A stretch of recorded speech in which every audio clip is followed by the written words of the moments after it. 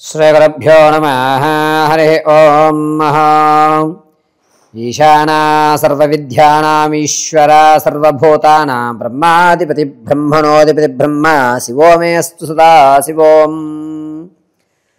जगतं पितरं वंदे पार्वती परमेश्वरं।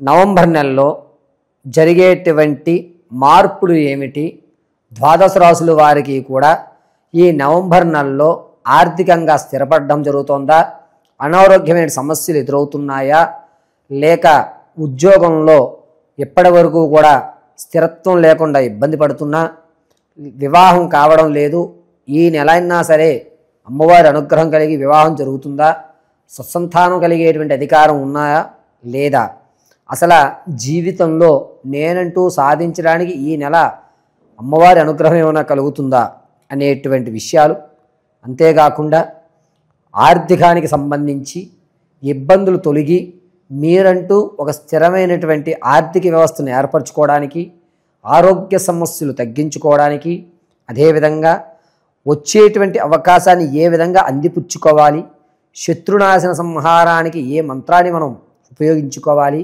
ఈ నెలంతా కూడా ఏ అమ్మవారి యొక్క ధ్యానం చేయాలి, ఏ విధంగా కుంకుమ ధారణ చేసుకుని మన జీవితంలో కొన్ని మార్పులను ఈ నెలలో ఏ విధంగా మనం తెచ్చుకోవాలి చేసుకుని ఆ పరిహారాలు అనుసరించి మంచి విషయాలు ఒక వరవడిక ఏర్పడుతూ వచ్చేటువంటి భవిష్యత్తుని ఇప్పుడు చేసేటువంటి రెమెడీల వల్ల అద్భుతమైన అవకాశం కలగడానికి ఏ విధంగా సహాయం పడుతుంది అనేటువంటి పూర్తి విషయాలు ద్వాదశ రాశుల వారందరికీ కూడా ఏ విధంగా జరగబోతోంది అనేది మనం తెలుసుకుందాం.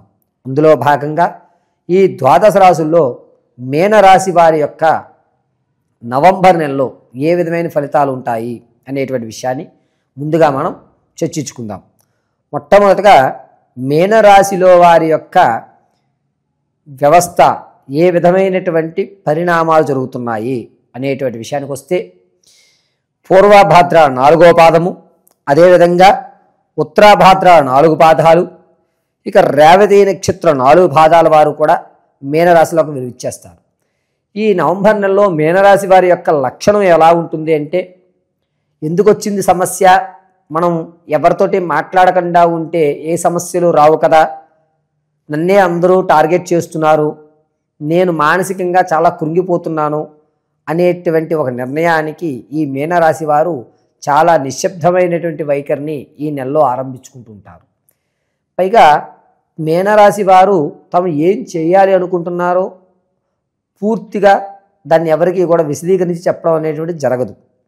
ఇంకొక విషయంలో, ఈ మీనరాశి వారితో కలిసి ఉండడం వల్ల కానీ, ఈ మీనరాశి వారితో మనం స్నేహం చేయడం వల్ల కానీ నిశ్శబ్దత, వేదాంతపరమైనటువంటి ఆలోచన కలుగుతుంది. ఏ విషయానికి కూడా నవంబర్ నెలలో మీనరాశి వారు కంగారు పడరు.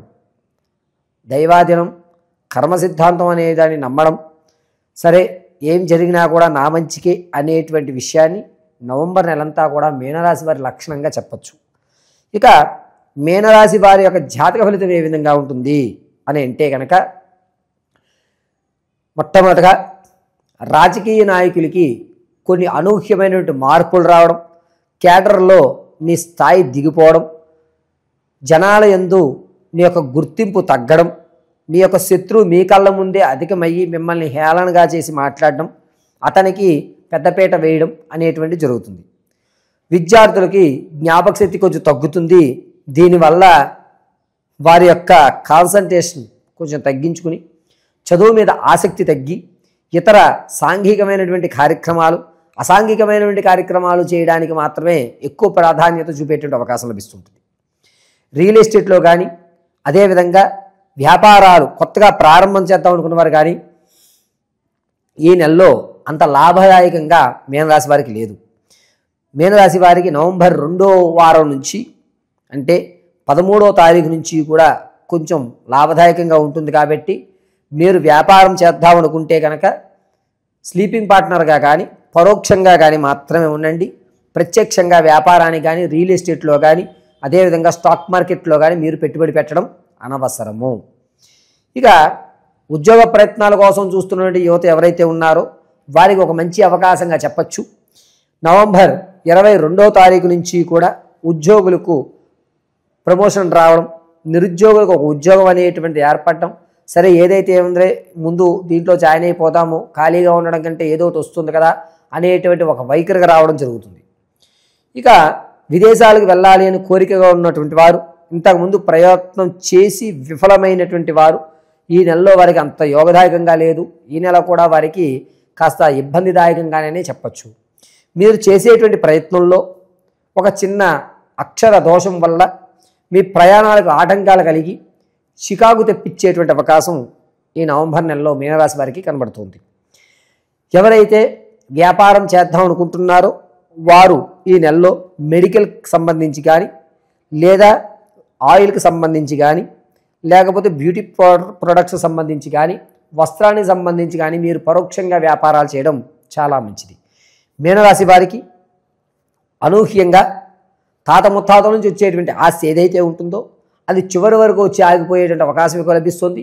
మిమ్మల్ని ఇప్పటి వరకు నమ్మించి ఇది నీకు రాదు అని తెగదింపులు చేసేటువంటి అవకాశం ఎక్కువగా కనబడుతూ ఉంటుంది. ఈ నెలతో మన యొక్క పూర్వీకుల ఆస్తి వస్తుందా రాదా అనేటువంటి ఏదో ఒక విషయం తేలిపోయింది కాబట్టి మనం ప్రశాంతంగా దీని మీద ఆశ వదులుకోవచ్చు అనేటువంటి ఒక నిర్ణయానికి అయితే నవంబర్ 23వ తారీఖు నుంచి 28 మధ్యలో మీరు నిర్ణయం తీసుకోవడం జరుగుతుంది. భార్యాభర్తల మధ్య అన్యోన్యత అనేటువంటి తగ్గుతుంది. ఘర్షణపడి ఎవరైతే కోర్టు సంబంధిత వ్యవస్థలకు వెళ్ళారో వారి రాచీతనం అనేటువంటిది ఏర్పడేటువంటి అవకాశం లభిస్తుంది.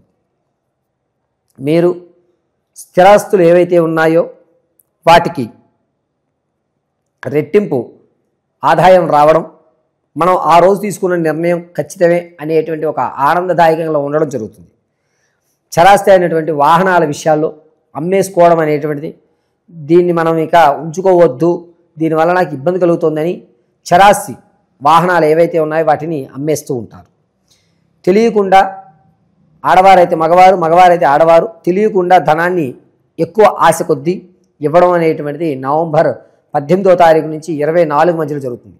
వడ్డీ ఎక్కువ వస్తుంది కదా అని చెప్పి సేవింగ్స్లో ఉన్నటువంటి ధనాన్ని తెలియకుండా, భర్తలకు తెలియకుండా, మగవారైతే భార్యలకు తెలియకుండా వాటిని ఎక్కువ వడ్డీకి పక్కవాళ్ళకి ఇచ్చేయడం, అది అతను మోసపూరితం చేయడం, అయ్యయ్యో అనవసరంగా చేశారని బాధపడేటువంటి అవకాశం నవంబర్ నెలలో మీనరాశి వారికి లభిస్తూ ఉంటుంది. ఇక స్త్రీల విషయానికి వస్తే ఆనందమైనటువంటి శుభకార్యక్రమాల్లో పెద్దపీట వహిస్తుంటారు. పెద్దరికం వహిస్తున్నా కూడా మీ మీద చూసేటువంటి నెగిటివ్ ఎనర్జీ అనేటువంటిది ఎక్కువ అవుతుంది. ఎందుకురా మనం ఈ ఫంక్షన్లో మనం అట్రాక్ట్గా అనవసరంగా కనబడ్డాం, అందరూ నన్నే అంటున్నారు అనేటువంటి బాధాయుక్తం లభిస్తూ ఉంటుంది. సంతానం లేని వారికి ఈ నెలాఖరులో సంతానం కలిగేటువంటి అవకాశం లభించడం, ప్రసవానికి ఎవరైతే ఉన్నారో పుత్రికా సంతానాన్ని కలగడం, అదేవిధంగా వివాహం కావాలని కోరికతో ఉన్నటువంటి వారికి వివాహయోగ్యం అనేటువంటిది రావడం, అందులోనూ ఉత్తర దిక్కుగా ఉన్నటువంటి సంబంధాలు ఎక్కువగా రావడం అనేది జరుగుతుంది. ఈ మీనరాశి వారికి కంటికి సంబంధించి కానీ, లేదా ఈ కన్ను దగ్గర నుంచి ప్రారంభం చేసుకుని ఈ వెనక భాగంలో నరాలన్నీ లాగడం అనేటువంటి జరుగుతుంది. ఆరోగ్యంలో కొంచెం జాగ్రత్త వహించాలి. మీ ప్రమేయం లేకుండానే కంటి వ్యాధులు అనేటువంటివి ఎక్కువ అవుతూ ఉంటాయి. మీనరాశి వారు ఈ నెలంతా కూడాను ఏ దేవతారాధన చేయాలి అనేటువంటి విషయాన్ని మనం చర్చించుకుందాం. ఇప్పుడు నేను తెలియజేసినటువంటి ఈ మీనరాశి ఫలితాలంతా కూడా కేవలం గోచార రీత్యా మాత్రం మీకు తెలియజేయడం జరిగింది. వ్యక్తిగతంగా మీ యొక్క జాతకాన్ని పరిశీలన చేయించుకోవాలి అంటే కనుక కింద స్క్రోల్ అవుతున్న నెంబర్ని సంప్రదించండి. మీకు ఉద్యోగం, వివాహం, అదేవిధంగా ప్రేమ వివాహం అవుతుందా, లేదా విదేశాలకు వెళ్ళాలి అనుకుంటున్నాను గురువుగారు, ఎందుకో ఆటంకాలు జరుగుతున్నాయనే సమస్య కానీ, స్థిరాస్తికి సంబంధించిన విషయం కానీ, మీరు నా జీవితంలో ఏదన్నా ఇక నుంచి ఏమైనా మార్పు జరిగే అవకాశం ఉందా లేదా అనేటువంటి విషయాలన్నీ కూడా మీ యొక్క date of birth, time, place of బర్త్ను ఆధారంగా పూర్తి విశ్లేషణ చేసి చెప్పడం జరుగుతుంది. గురుగారు మరి ఎప్పుడో డేట్ ఆఫ్ బర్త్లు రాయలేదండి, మాకు టైం గుర్తులేదండి అనేటువంటి వారి కోసం మీ యొక్క ఫోటోను ఒకటి పంపించడం, దాన్ని ఆధారంగా మేము అడిగేటువంటి 3 ప్రశ్నలు సమాధానం చెప్పడం, దాన్ని బట్టి మీ యొక్క పూర్తి జాతకాన్ని విశదీకరించి చెప్పడం అనేటువంటిది జరుగుతుంది. అయితే ఈ నవంబర్ నెలలో మీనరాశి వారు గోచార రీత్యా చేయవలసినటువంటి పరిష్కారాలు మాత్రం తెలియజేస్తున్నాను వినండి. ప్రతి నిత్యము కూడా శంఖం పువ్వులతో కానీ, లేదా మారేడు దళం కానీ ఈశ్వరుని యొద్ద ఉదయం 8:24 నిమిషాలలోగా ఈశ్వరుడి దగ్గర చెంబు నీళ్లు అభిషేకం గావించి ఒక బిల్వాన్ని లేదా శంఖం పువ్వుని సమర్పించి ఓం ఐం శ్రీం రుద్రాయ నమః అనేటువంటి మహామంత్రాన్ని 54 సార్లు పఠించుకుని రాగి గ్లాసులో కానీ రాగి చెంబులో నీళ్లు కానీ స్వీకరించి మీ పనులు మీరు చేసుకోండి. అద్భుతంగా మీ యొక్క పనుల్లో విజయం అనేటువంటిది లభిస్తుంది.